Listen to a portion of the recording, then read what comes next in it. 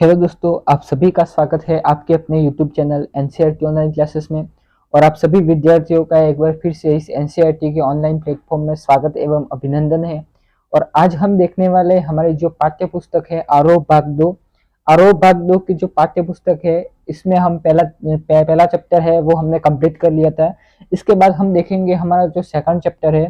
Second chapter में हमने कवि परिचय एवं जो व्याख्या का पोर्शन है वो हमने कंप्लीट कर लिया है। इसका जो चैनल की लिंक है या वीडियो की लिंक है वो आपको डिस्क्रिप्शन में मिल जाएगी, वहां पर जाके इसको भी डाउनलोड भी कर सकते हैं। और अदरवाइज आपको पीडीएफ है वो आपको टेलीग्राम ग्रुप पर मिल जाएगी, तो वहां पर जब जाकर भी आप इस टेलीग्राम ग्रुप को ज्वाइन कर सकते हैं।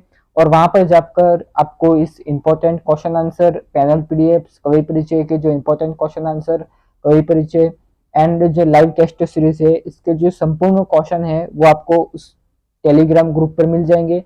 तो टेलीग्राम ग्रुप को ज्वाइन कर लेना है। जिसने अभी तक चैनल को सब्सक्राइब नहीं किया, चैनल को सब्सक्राइब कर लेना है, जिससे आने वाली जो अन्य वीडियो की नोटिफिकेशन है वो सबसे पहले आप तक पहुंचे। तो आज के वीडियो में हम देखने वाले हमारी जो सेकंड चैप्टर है आरोह भाग 2 का, जो आलोक धनवा का जो कविता है पतंग, उस पतंग कविता के जो अभ्यास प्रश्न है वो करेंगे। अभ्यास प्रश्न में देख सकते हैं आप, अभ्यास प्रश्न में आपकी जो पाठ्य पुस्तक में दिए गए वो क्वेश्चन है। इसके बाद नेक्स्ट वीडियो में आपके जो अन्य महत्वपूर्ण क्वेश्चन है वो आएंगे। इसके बाद थर्ड जो वीडियो आएगा वो आपका लाइव टेस्ट सीरीज होने वाली है। लाइव टेस्ट सीरीज में आप सभी को जुड़ना है। तो देखते हैं, पहला क्वेश्चन है अभ्यास प्रश्न का। अभ्यास प्रश्न का पहला प्रश्न है, सबसे तेज बौछारें गई भादो गया के बाद प्रकृति में जो परिवर्तन कवि ने दिखाया है उसका वर्णन अपने शब्दों में करना है।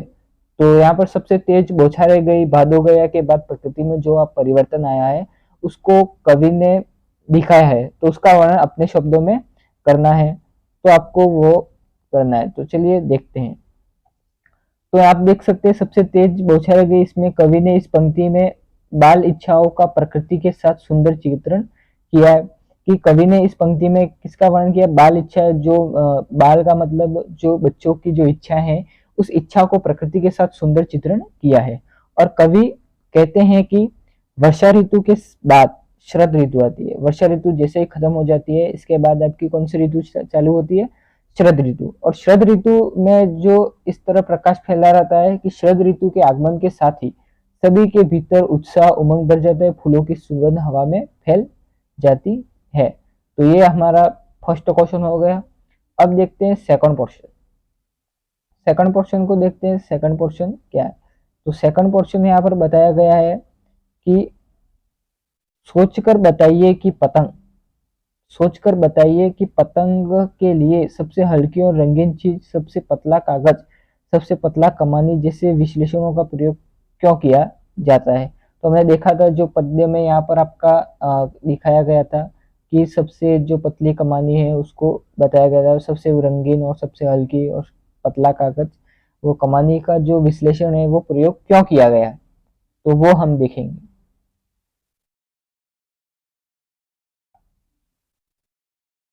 चलिए, तो इसमें बताया गया है कि इस पतंग के लिए सबसे हल्की और रंगीन चीज और सबसे पतला कागज, सबसे पतला कमानी जैसे विश्लेषणों का प्रयोग कवि ने इसलिए किया है क्योंकि वह अपने बचपन को याद कर रहा था। क्योंकि वो अपने बचपन को क्या कर रहा था? याद कर रहा था। और इसी बचपन को याद करते हुए, इसी बचपन को याद करते हुए और यह बातें बताकर वह उसकी कविता पढ़ने वालों के आकर्षण को बढ़ाना चाहता था। और कवि इन विश्लेषणों का प्रयोग करने का एक और कारण यह है कि पतंग और बच्चों में समानता, कि वह दोनों ही रंगीन और कोमल प्रवृत्ति के होते हैं। इनमें आसमान में ऊंचा उड़ने की इच्छा होती है। जो बच्चे होते हैं वो पतंग उड़ाकर यह सोचते हैं कि वे कभी आसमान में भी उड़ रहे हैं। तो ये सेकंड पोर्शन में बताया गया है। इसके बाद देखते हैं थर्ड पोर्शन। थर्ड जो पोर्शन है वो है आपको स्पष्ट करना है। स्पष्ट क्या करना है? यहाँ पर दिया गया है कि बिंदु को स्पष्ट करना है। ये जो पद्य है उसको आपको स्पष्ट करना है। तो पद्य को देखते हैं। तो पद्य यहाँ पर आपका बताया गया, सबसे तेज बौछारें गई भादो गया, ये पहला ही जो है वो पद्य है आपका। तो सब सवेरा हुआ खरगोश की आंखों जैसा लाल हुआ, शरद आया फूलों को पार करते हुए, अपनी नई चमकीली साइकिल तेज चलाते हुए, घंटी बजाते हुए, जोर जोर से चमकीले इशारों से बुलाते हुए और आकाश में इतना मुलायम बनाते हुए कि पतंग ऊपर उड़ सके।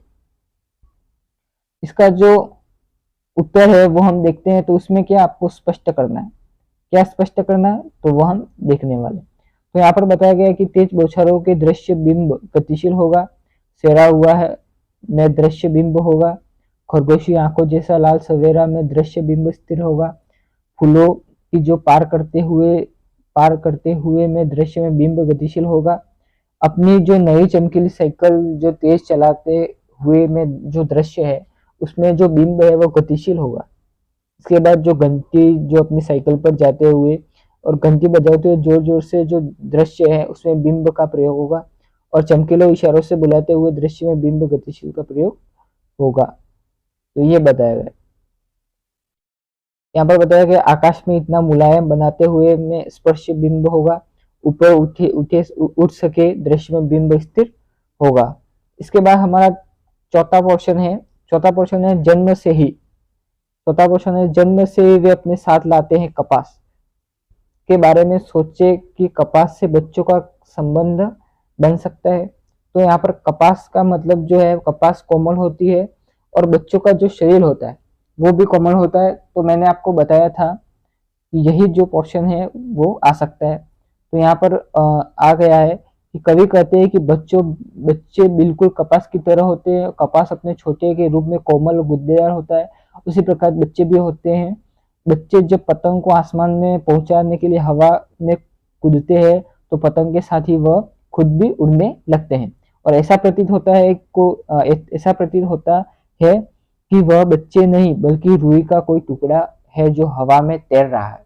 यहाँ पर रुई का टुकड़ा इसलिए आपका यहाँ पर बताया गया है कि बच्चों को किसके समान कोमल बताया गया, कपास के समान, कपास और रुई के समान क्या बताया गया, कोमल बताया गया है।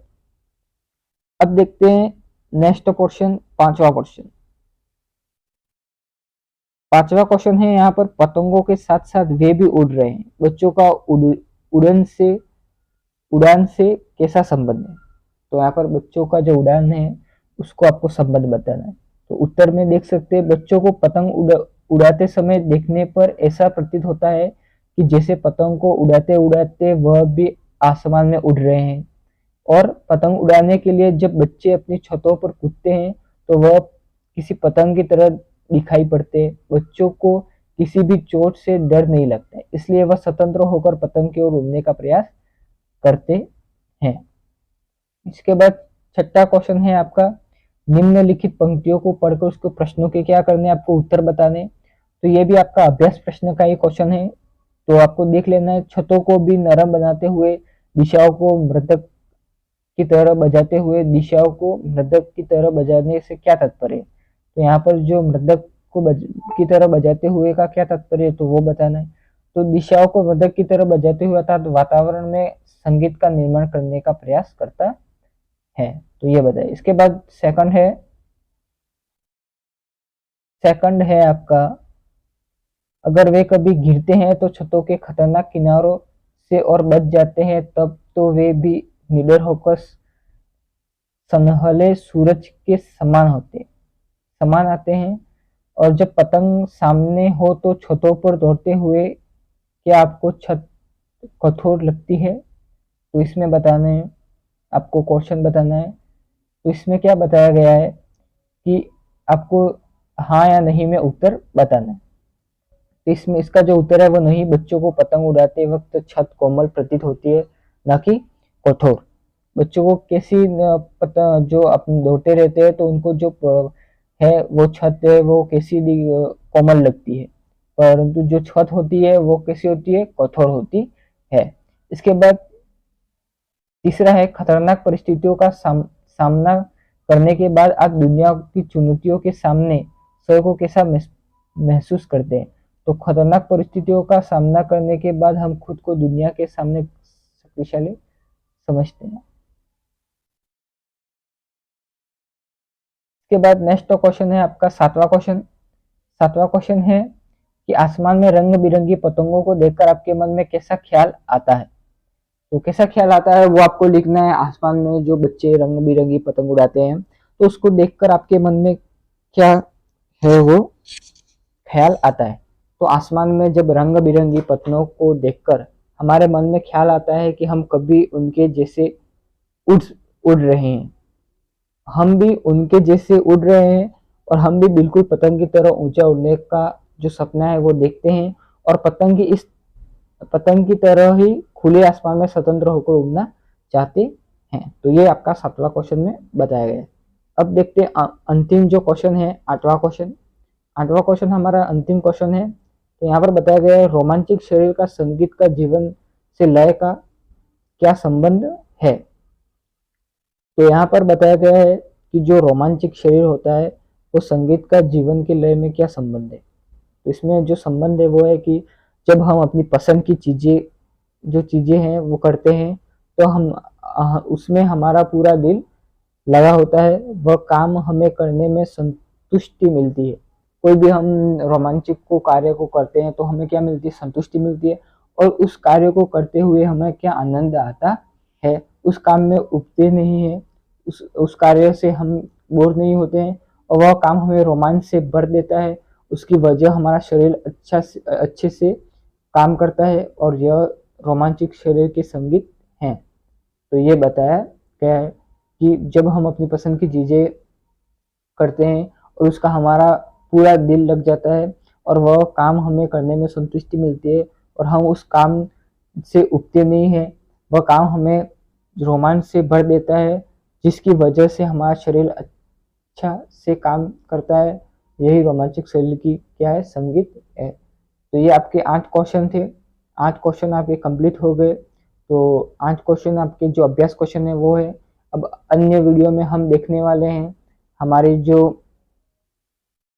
जो आपकी अन्य महत्वपूर्ण क्वेश्चन की जो सीरीज है उसको लाएंगे। इसके बाद आपका जो लाइव टेस्ट होगा, लाइव टेस्ट के लिए आपको चैनल को सब्सक्राइब करके रखना है। जैसे ही लाइव टेस्ट सीरीज स्टार्ट होगी तो आपको नोटिफिकेशन बार में मिल जाएगी, तो वहां पर जाके आपको बेल आइकन को प्रेस कर लेना उस जो लाइव क्लास को।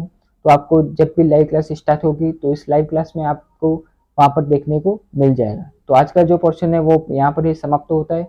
जो आपकी पाठ्य पुस्तक में दिए गए क्वेश्चन हैं वो हैं।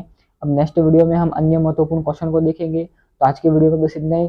जिसने अभी तक चैनल को सब्सक्राइब नहीं किया, चैनल को सब्सक्राइब कर लेना है, जिससे आने वाली जो अन्य वीडियो की नोटिफिकेशन है वो भी सबसे पहले आप तक पहुंचे। तो आज के वीडियो में बस इतना ही। Thank you.